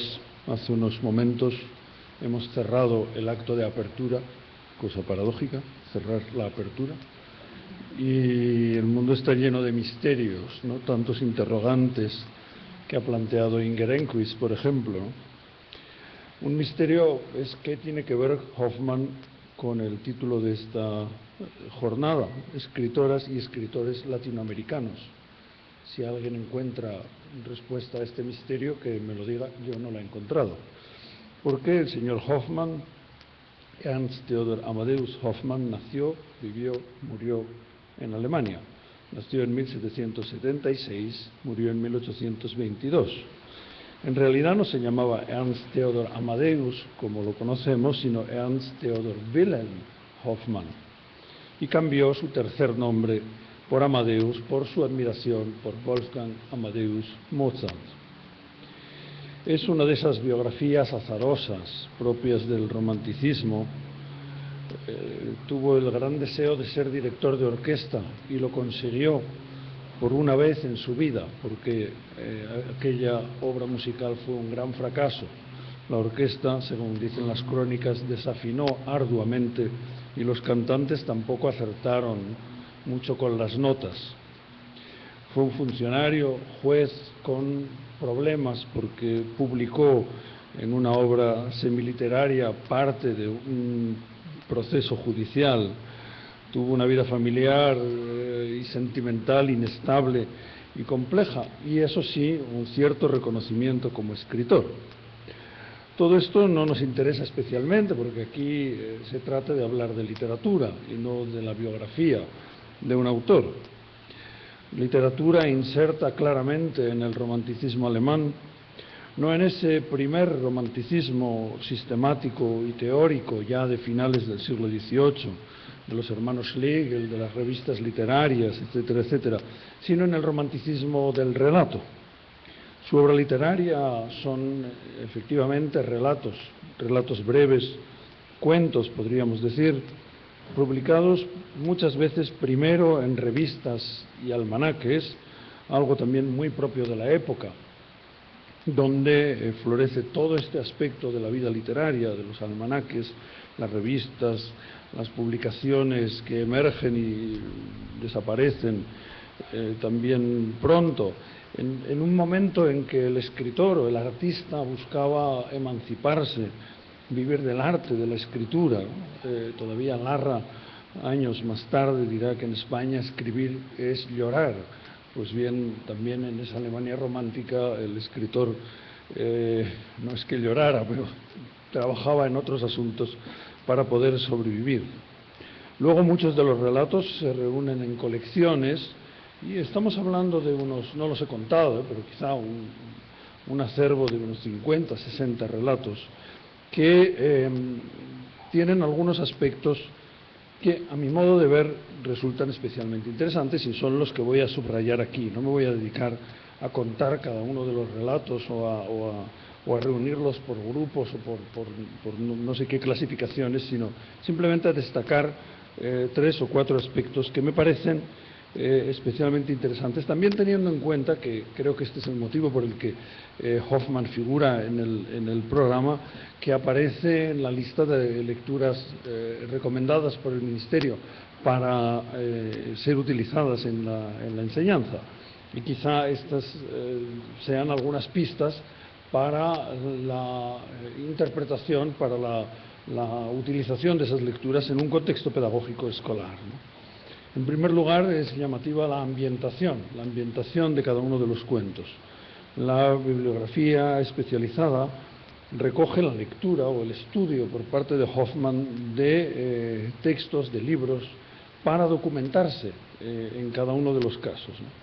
A veces tenemos la impresión, o se da la impresión también en la transmisión y en la enseñanza, de que el autor romántico es un espontáneo, es una persona que crea desde dentro, es ese genio al que le brota el relato. Pues bien, el bueno de Hoffmann, para cada uno de sus relatos, lee unos cuantos libros de un cierto volumen. Por ejemplo, para uno de los relatos más conocidos de Hoffmann, de los más interesantes también, La señorita de Scudéry, se lee una crónica de un autor alemán, Wagenseil. Está situada, ambientada en la Francia de Luis XIV, en el París de Luis XIV.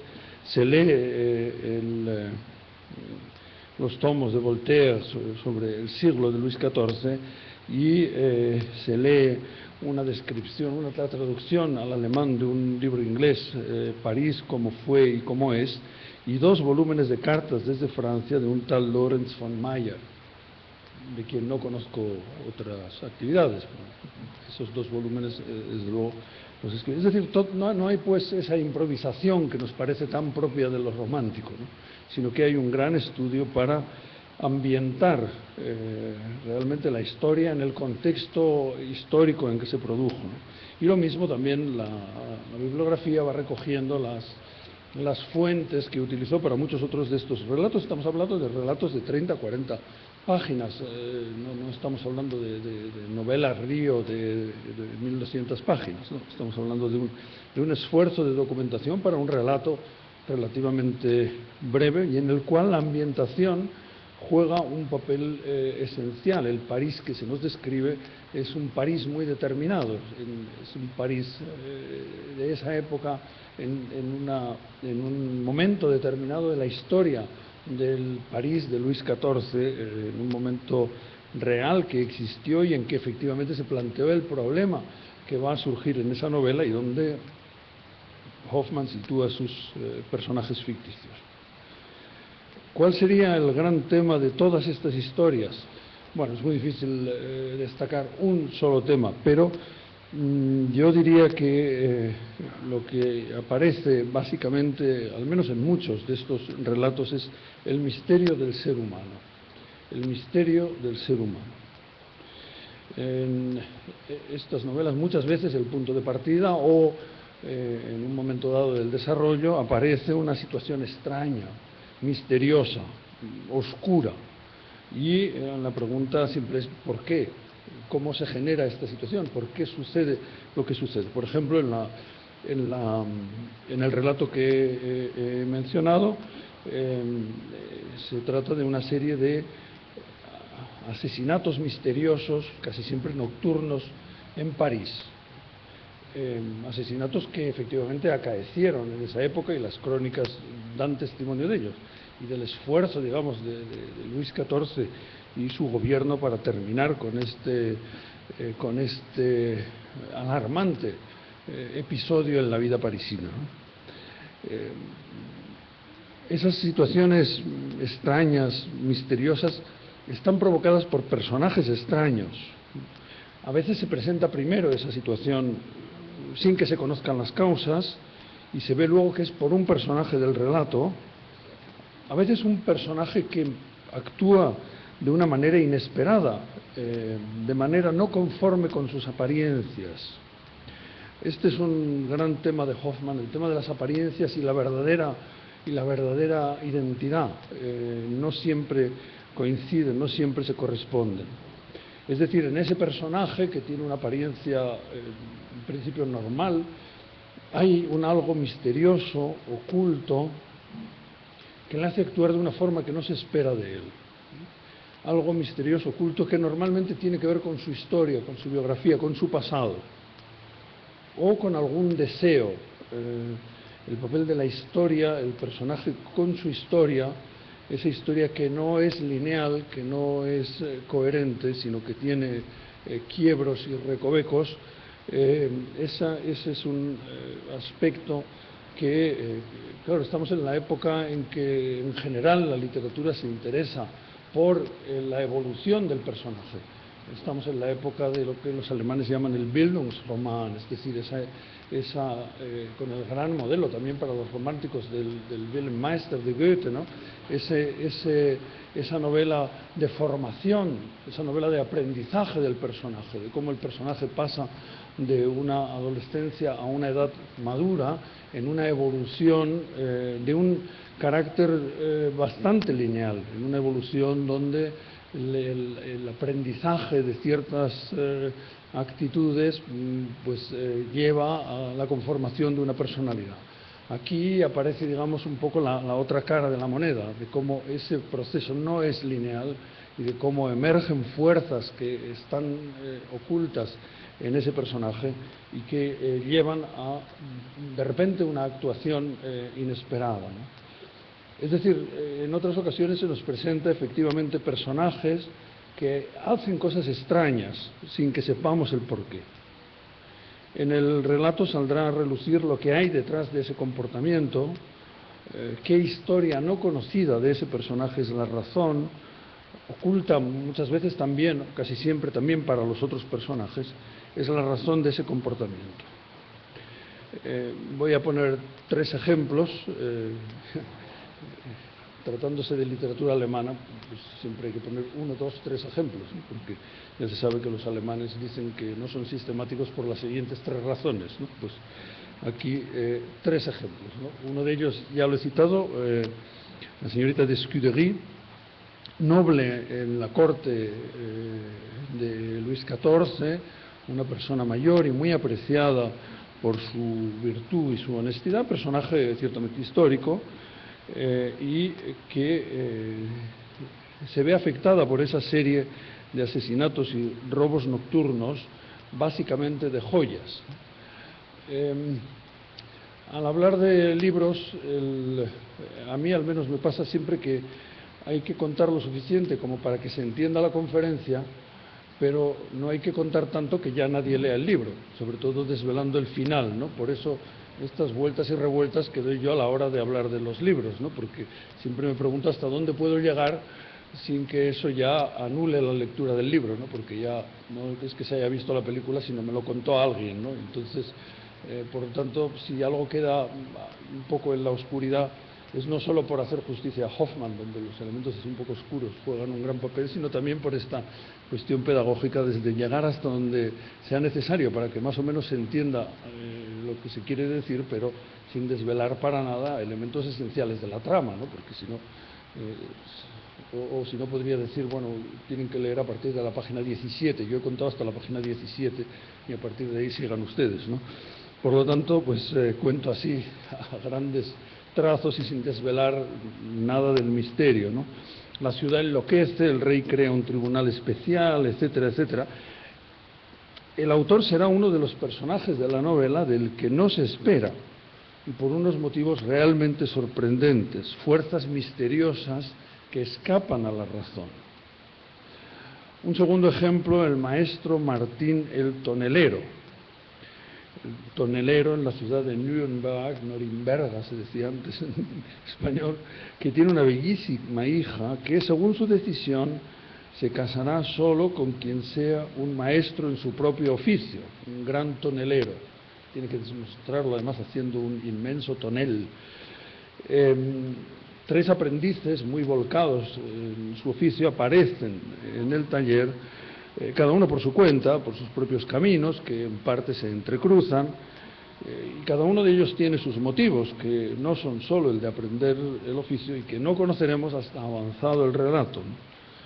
En un momento dado, uno de ellos, un hombretón grande y fuerte, pero muy noble, tiene una actuación completamente extraña, muy violenta, para nada acorde con su comportamiento anterior. Ahí se encierra un misterio, una parte de la historia que solo conoceremos al final. Y el tercero, Maestre Flo, o sea, el maestro pulga, sí, esos animalitos, sí, tan encantadores, ¿no? Bueno, pues es un curioso personaje que responde al nombre de Peregrinus Thys, que se nos presenta en medio de una fiesta de Navidad, con muchos y muy ricos regalos de los que va disfrutando, ¿no? Como un niño. Yo como un niño porque pronto el lector se entera que no es un niño, sino un señor ya adulto, extrañamente solitario, que junto con una criada, esto está en las primeras páginas, o sea que no estoy desvelando más que el inicio, ¿no? Con una criada de extraordinaria fealdad, se prepara a sí mismo cada año una gran fiesta de Navidad, ¿no? Él ha elegido cuidadosamente los regalos y los ha dispuesto bellamente empaquetados para sí mismo, y los va abriendo con gran sorpresa de lo que encuentra allí. Luego descubriremos que lleva todos esos regalos, seguimos en las primeras páginas del relato, más el árbol de Navidad a una familia pobre, cada año distinta. En el año del relato se trata de un modesto encuadernador con 3 hijos, del que Peregrinus es cliente, le encuaderna los libros. Y cuando ha conseguido llegar a su casa, en medio de una impresionante nevada, y fatigosamente ha subido hasta el último piso, llevando los regalos de Navidad y el árbol, aparece allí otro misterioso personaje, ¿no? Una mujer pequeña y muy bella, elegantísimamente vestida, que no seguiré contando, que causa gran sorpresa. Esto me parece que se puede contar porque es la reacción lógica de esta. Lleva el pelo perfectamente peinado, con una diadema, etcétera, etcétera. En resumen, tenemos la ruptura de ese comportamiento lineal, de lo racional, de lo previsible, de lo que sigue una norma de actuación. Hay fuerzas ocultas enraizadas en un momento de la historia del personaje que se activarán en algún otro momento de la historia y romperán la previsible cadena causa-efecto. Este sería el primer elemento. Por lo tanto, en la psicología, Hoffman reniega, digamos, del modelo estrictamente ilustrado, racional. Hay otro elemento que también es sorprendente, y es que en muchos casos, no en todos, hay un final feliz. La bondad triunfa. Ciertamente hay personajes bondadosos, fuerte y profundamente bondadosos, ¿no? Y para los malvados, los que parecen malos, los que en un momento actúan malamente, suele haber una explicación. Aquí quienes son muy adictos a explicar la vida, la literatura de un autor a través de su biografía, podrían esperar todo lo contrario. Es Hoffman un personaje que tuvo una vida azarosa, ciertamente sus grandes sueños no se realizaron, y podría esperar un personaje amargado y que ese amargor se reflejara de alguna manera en sus obras. No es el caso, no es el caso. Y parece que esto plantea un gran problema metodológico en la literatura, que es de qué manera y en qué forma se refleja la vida del autor en su obra.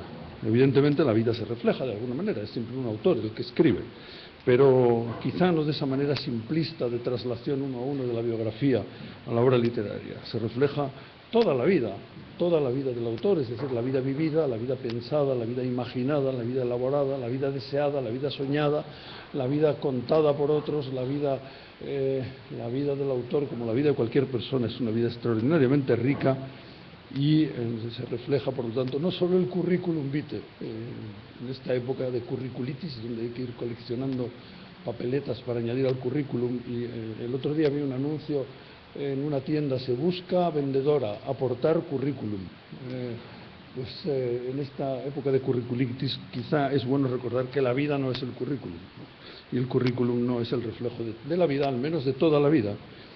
Está muy poco estudiado cómo realmente, aparte del biografismo positivista y pospositivista, cómo se refleja realmente la vida, toda la vida del autor en su obra. Un último aspecto me interesa reflejar aquí, y es su concepción literaria.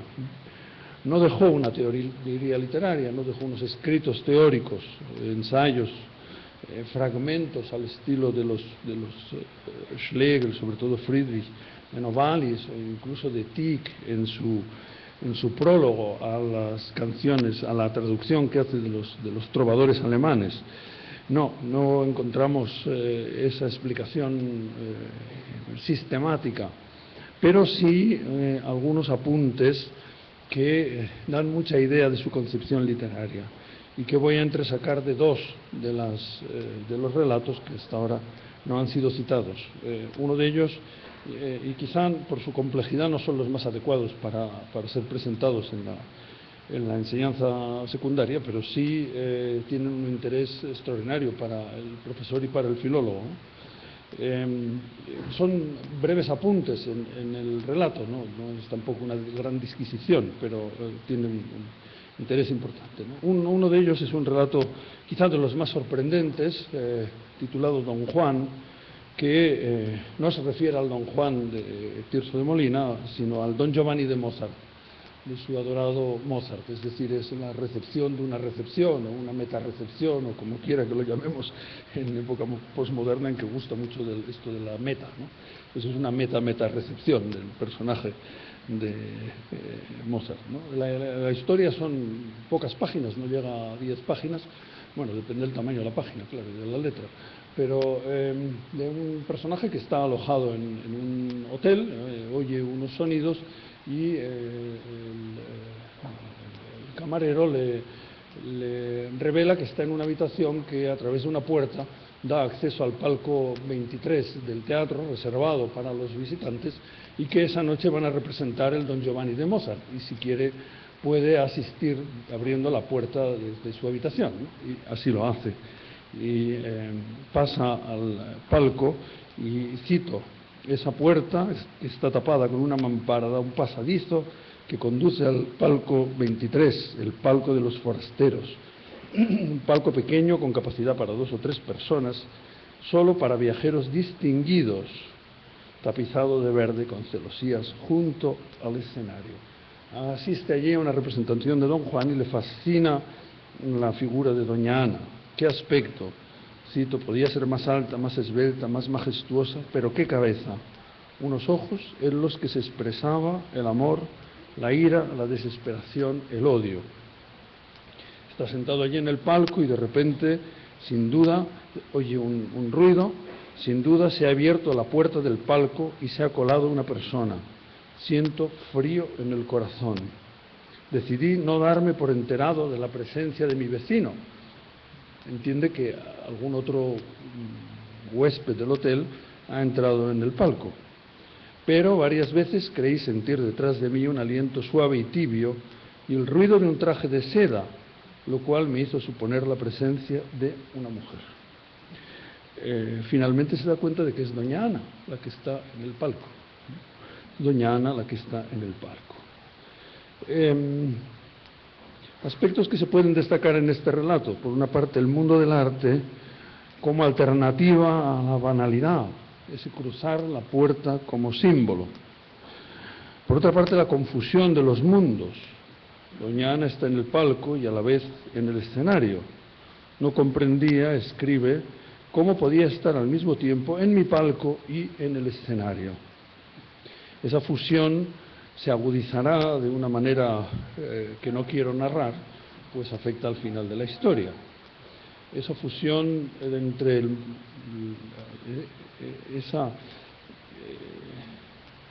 la realidad y la imaginación interaccionan, el arte y la vida interaccionan, este lado y el otro lado de la puerta interaccionan, lo que parece ser la recepción de una ficción resulta ser más real que la misma realidad.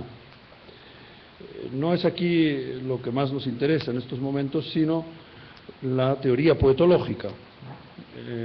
Dos elementos voy a destacar que aparecen en brevísimos comentarios en este relato.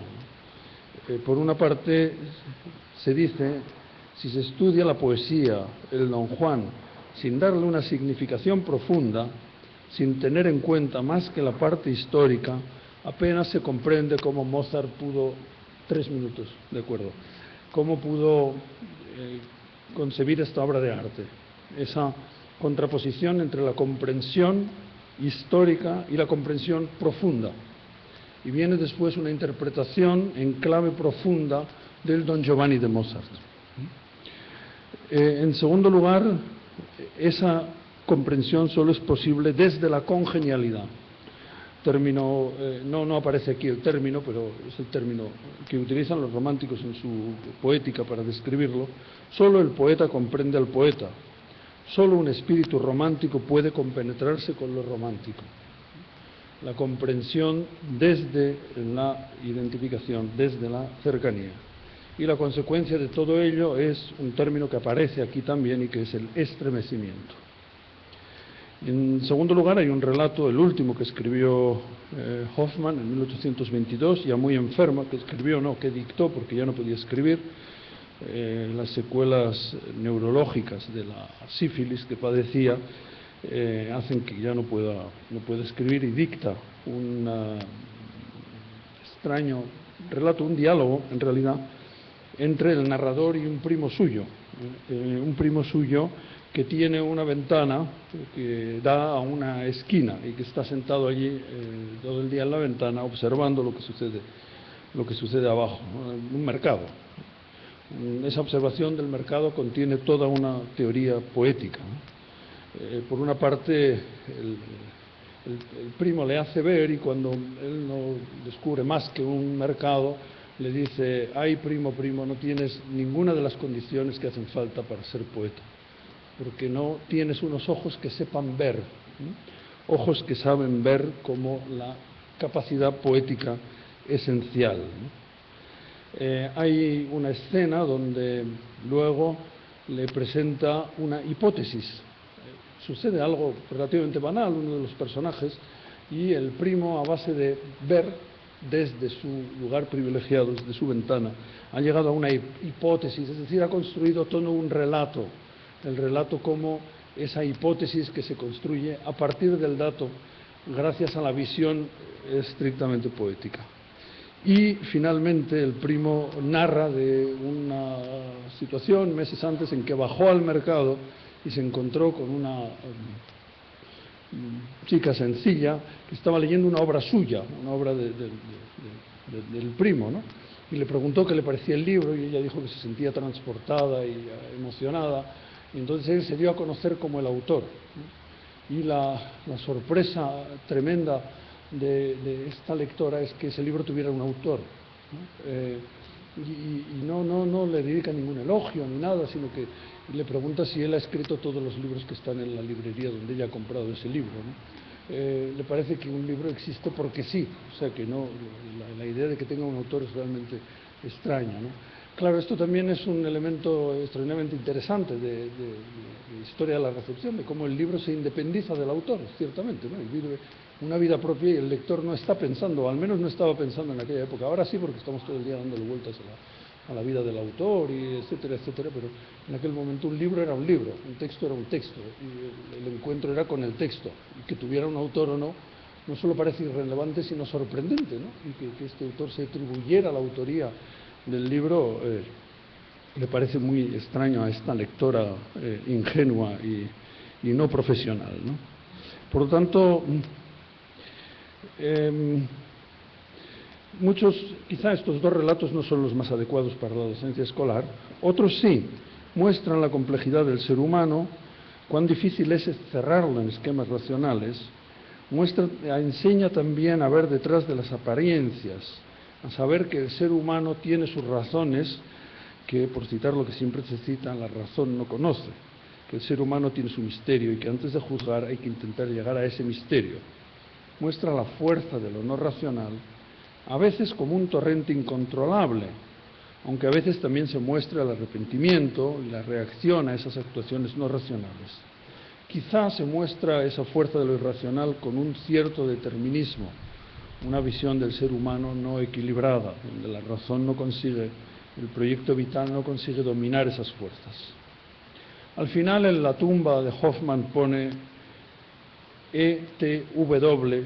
Wilhelm Hoffmann, pero nos quedan los relatos de E.T.A. Hoffmann. Es como si se confirmara que la ficción es más importante que la realidad.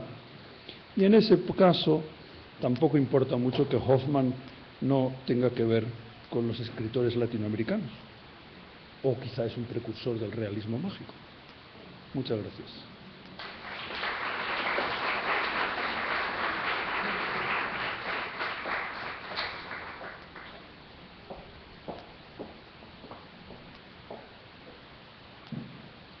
Agradecemos la participación de los académicos. Enseguida, los invitamos a tomar un receso de 30 minutos y pasar a tomar un refrigerio.